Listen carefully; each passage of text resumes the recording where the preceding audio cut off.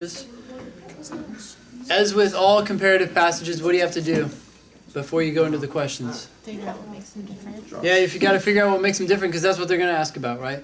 There's sometimes a question that just asks you, hey, what's the main point of B or what's the main point of A? But the vast majority of these questions are testing your ability to distinguish between these two passages.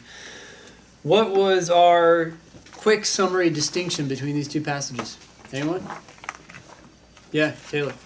So passage A kind of takes a hard deterministic view, Okay. where it says that no one's really responsible for their actions because they're Okay. caused by like chemical activity in the brain. Yep, they're not responsible. Right. So it makes the argument that punishments should be softer because we're not really getting a reduction in recidivism through high punishments. And Yep. so if we were to take a different approach, then it would be a more efficient system. Okay, so it has this hardline view on determinism, and then it makes this argument in a legal context about how that should apply to policy, right? Yeah.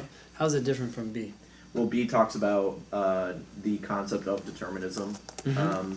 but then it goes into AIR, talking about soft determinism, about how there are two different types of actions, free actions and constrained actions. Sure, yeah. And then kind of just draws the distinction between those.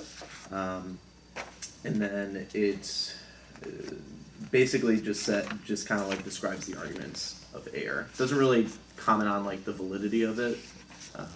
Just kind of says like, yes, you can still believe in determinism, but you don't have to like go hard determinism. You can go like soft determinism. Okay, good. So these are some good summaries. What are some other key differences here? Or based on those, what are some differences?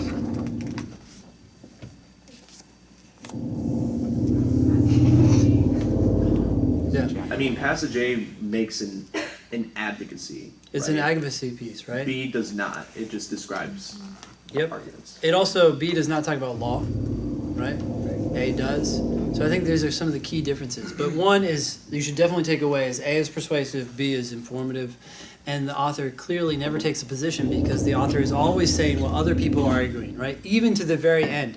It's normal for people to tell you what other people are arguing and then take a position on that. But even in the second to last sentence, it says, this is on line 53, one could make the analogy. Oh, one could? That's great. Do you want to make that analogy? This person is not taking ownership for any of these sentences, right?